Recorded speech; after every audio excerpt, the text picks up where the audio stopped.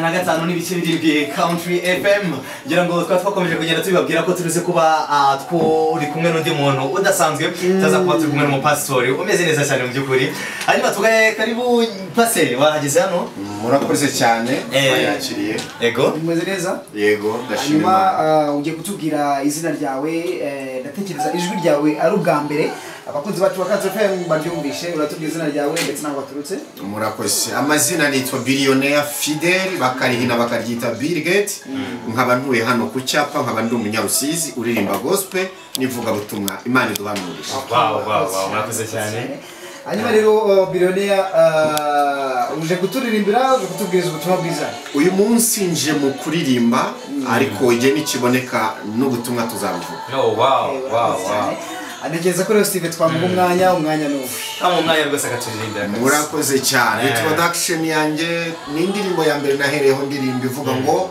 baho reka nshyiremo akapera gatoya waramfashe urankomeza mwami wanjye ntiwigeze unererana haleluya ulinivuwa nguo ya dhambi ukanifanya tunda lako je te jure au nom de Jésus je suis libéré. hanyuma mbere yo gukomeza hari ikibazo Renese yarakubajije ariko bibaza ngo mbese ko twagiye tubona bamwe mu bahanzi igihe kigera bakabivamo ukageraho niba yatangiye gospel akabivamo akajya gushakisha amafaranga muri buryo ngira ngo yatanze urugero Mani Marite twaramonye muri gospel abantu bamaze kumukunda nyuma yaho gato aradevia ajya muri secular nkibaza ngo niba koko ubikora nta management ufite nta bundi bufasha bundi haba famille cyangwa se inshuti n'abandi nkibaza iyi mirimo yindi ukora inagufasha kuba ubona amafaranga kugira ngo ubone uburyo ukora izi ndirimbo cyangwa se agufashe mu ivuga butumwa ibishobora gutuma udevia ugakora indi mirimo yo handukanye no kuba uri gukorera Imana oya ntabwo nibaza ko gukorera Imana kuri ibyo bifite limit ngomba kubikomeza ndabaha urugero yego ntitaye ngo nabonye amafaranga cyangwa ntayabonye twese twakuze twiyegereza Imana niwe mutabazi mwiza tugira utajya dutererana no mwibyo wabugiyemo kandi nibaza ko Imana ishobora kukwihorera ntigiye kigufasha jewe rero nabona nzakomeza gospel nta kibazo kandi mu zindi ndirimbo nazo zansangayo kuko nzaba ngiye guca amafaranga nkoresha gospel murakoze cyane hanyuma reka twongere tukumveho gato twongere twumve indi ndirimbo nanone yitwa Mungu Mwema wow ngira ngo wakongole na wakongoleze mkwe hapa tusikie nyimbo za Mungu maneno ya Mungu hanyuma wongere uturirimbire rwose kumva nanjye hari uburyo natangiye ku somehow you are attracting me tangiye kuva ibi yes katwongere twumve gato cyane uburyo uje kongera kuturirimbira murakoze cyane ungeambiwa sifai kama mwanadamu ungekumbushwa za kale ningeenda wapi wazuri kutuliko hao wameondoka unabariki unavyopenda ewe Mungu wangu we unabariki unavyopenda ewe Mungu wangu unabariki unavyopenda ewe Mungu wangu we ungeambiwa sifai kama mwanadamu ungekumbushwa za kale ningeenda wapi wazuri kutuliko au wameondoka unabariki unavyopenda ewe Mungu wangu we unabariki unavyopenda ewe Mungu wangu unabariki unavyopenda ewe Mungu wangu we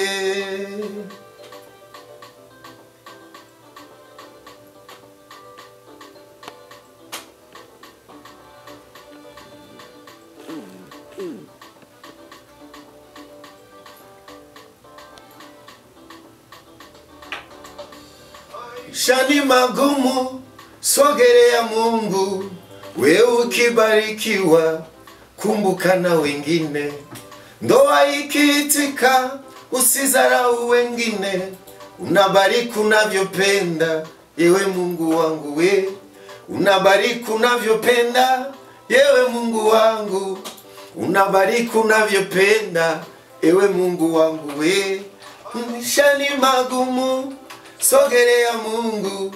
Wewe ukibarikiwa, kumbuka na wengine. Ndoa ikiitika, usidharau wengine. Unabariki unavyopenda, ewe Mungu wangu we. Unabariki unavyopenda, ewe Mungu wangu. Unabariki unavyopenda, ewe Mungu wangu we. Mimi na wewe tutafika lengo. Mimi na wewe tutafika lengo. Pamoja na ahadi zako tutafika mbali. Mimi na wewe tutafika lengo. Tukitembea na Baba tutafika mbali. Mimi na wewe tutafika lengo. Pamoja na ahadi zako tutafika mbali. Mimi na wewe tutafika lengo. Wow. Tutafika lengo. Nzonwe rwose ku bantu nka Steven. Cyane. Mimi si yule wa Kiswahili. Unajaribu, wanasema unajaribu kidogo? Yes. Unajaribu kidogo. Lwa sanifu. Hapana, mimi nasema Swahili sanifu. Sasa leo tuambie kwa machache. Kwa machache maana ya hii nyimbo. Okay. Uyu muririmbyi mu Kinyarwanda aravuga ngo iyo ubwirwa amateka yanjye ungambiwa cyangwa ubwirwa ko ngewe ntakwiriye. Yego. Ungambiwa sifai. Ninge kuwa wapi? Ngewe nari kubuwandi. Iyo waba wumva amagambo nk'ay'abana b'abantu njewe nari kuwandi ngo ari kutanga umugisha Ya unabariki gisu na penda. Amen. Igitero cya kabiri kiravuga ngo njewe nawe tuzagera imbere cyangwa tuzatera imbere. Iyo refu mimi na wewe tutafika lengo. Tuzagera ku mugambi w'Imana, tuzagera ku cy'Imana yatuvuzeho. Kwa mahirwe ugashaka bigakunda. Ntabwo ari ukuri mwiza, suko uzi gutereta, suko wiza amashuri, kuko gushaka ugahirwa burya ni nko kuvuka muri batanu mu rugo nk'akabinzo bundi akira burunga akabyibunda kanamuka nta ruhare uba wabigizemo ariko ushiduka byabaye. Rero nurongorwa ugahirwa ntuzirate ku bandi, nukora bikagenda neza ntuzirate ku bandi. Dikomeye cyane ngo iyo Kristo aza kuba yumva amagambo nk'ayo abantu bumva twe twari kuba bandi. Iyo aba yumva Ernest aza kumubwira ngo kandi ga Steven namwe yambaye ikabutura. Yes. Kandi namwumvise avuga ibi kandi nabonye akora ibi kandi ati bya bindi wari waramuvuzeho ntuza. Imana question mark. Nta giteye gutyo. Bilionera rwose numvishe indirimbo zawe zirimo ubutumwa. Ahubwo numva ese akari kabazo nakubaza ari korali uririmbiramo cyangwa uririmba gutya giti cyawe gusa? Wapi nta korali ndirimba.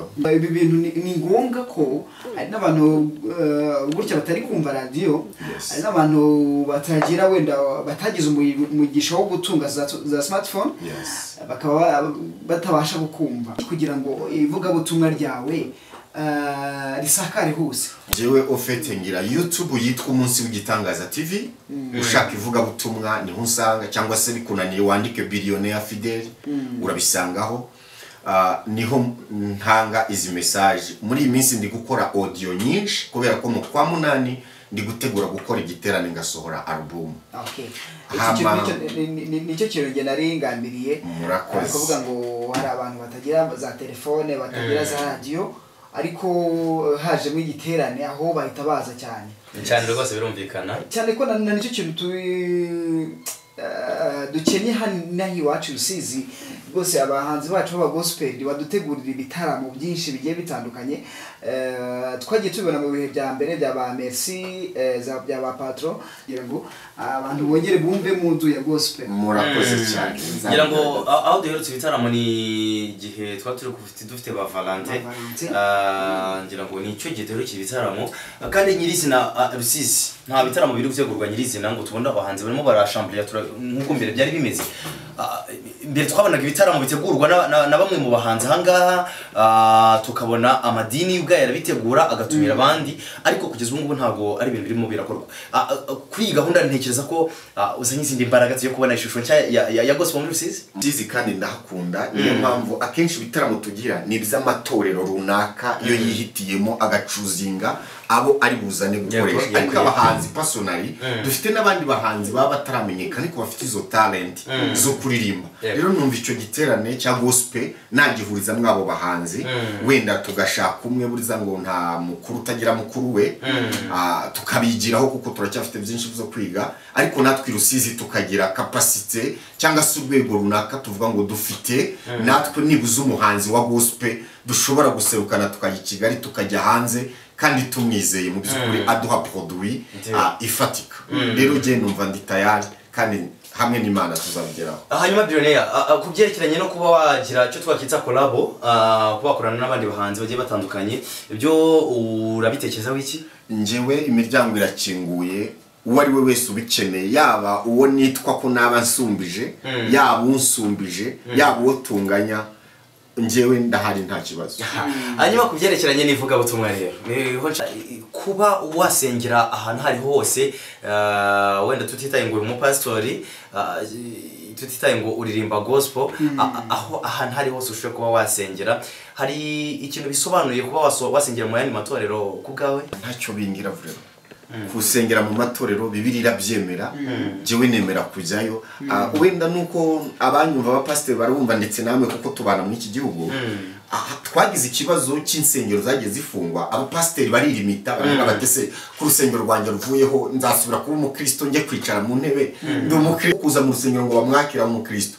bikamugora jewe rero ndi satisfait n'ubu nsengera muri ADPR imutara rero ndagiye nkicara ndi umukristo ntacyo bingize imutara nagana hano ku Rusizi okay rero n'ubu wanantumira ndaza nkicara ndi satisfait kuko ivuga butumwa mfite namaze gutegura tele numva nuzuye amavuta mfite aho ntangira ubutumwa rero kandi nanjye sindageraho nihagije bankene kumva amavuta n'ibindi biri mu bandi n'umuhanzi nawe antumiye njyayo urugero ejo bundi twagize igiterane cy'abakatolike yego barantumiye ndagenda ndabatega amatwi kuko ni inshuti zanjye nabaririnze batumiye n'undi muhanzi kandi igihe ntiduhuje idini ariko ngomba kujya nkamenya aho abandi bageze nkamenya ibyo abandi bari gukora rero jewe ndi free hafi hari amadini atemera Kristo kandi Bibiliya itubwira yuko Kristo ari we nzira y'ukuri n'ubugingo nka pastor niki uvuga ko ayo madini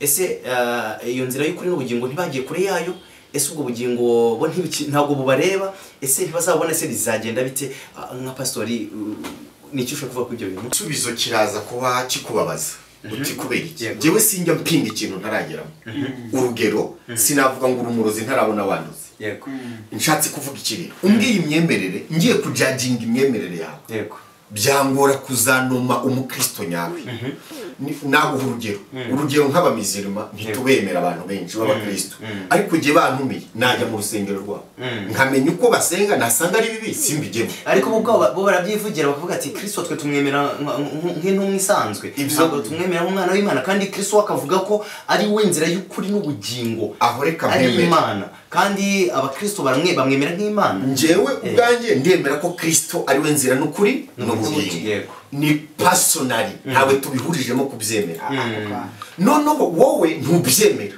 ariko urantumiye kandi ubizi ko njewe nemera Kristo gute ntagusura kugira ngo niba uwo Kristo uvuga wanjye usebye utanamuzi mugusobanurire niwumva ari sawa umwakire ndetse nanjye niba ngombwa nawe umbwire ko utemera nimfatwa ngumane nawe none ninzirwa ngaruka iyo mvuye rero sinjya mpinga imyemerere je y'abantu ngo wowe bibaye ari uko ntabwo twagahuriye muri bisi nese ko we duhura nimba utemera Yesu ko duhura muri bisi katugeza i Kigali twese kuki se duhurira muri restaurant kuki se twabana mu nzima rero jewe aho hantu simpari vrema wenda wowe ufite uko byumva jewe ku giti cyane sinajajinga aho usengera n'icyo wakiriye kuko sinari impari kandi nanjye ntiwande kuza icyo mfite wamaze gufata biranga ari muri restaurant wakenera support yagusapotinga nabyo birashoboka cyane.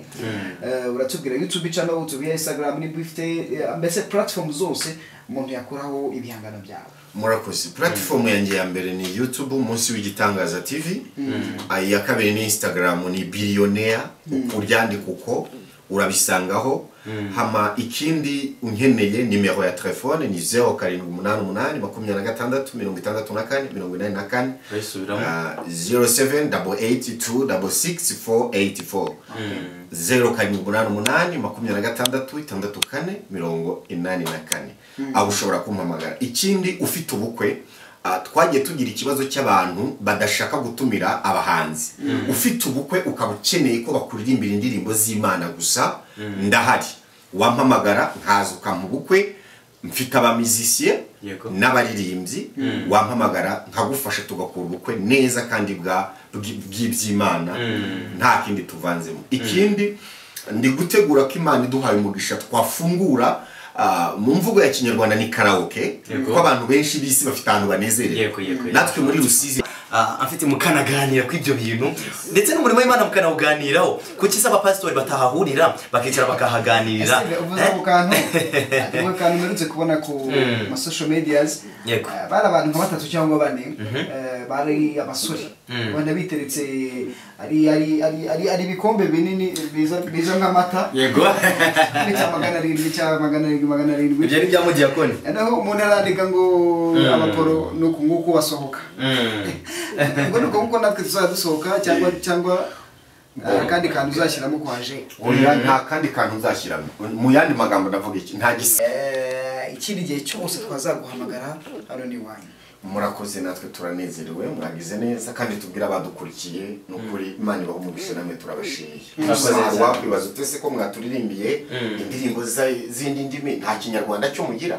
Dufite n'indirimbo y'Ikinyarwanda ivuga ngo umutima komera. Kuba muri mu kumva indirimbo nziza cyane bayita mutima wanjye komera niyo ngiyo nyine. Rwose mwaza kuza gusura YouTube channel ya munsi w'igitangaza rwose mukanda subscribe ndetse na share na comment n'ibindi byinshi cyane. Hanyuma rero reka tuherekeze umutumirwa wacu yakoze kubana natwe rwose twagushimiye. Murakoze cyane.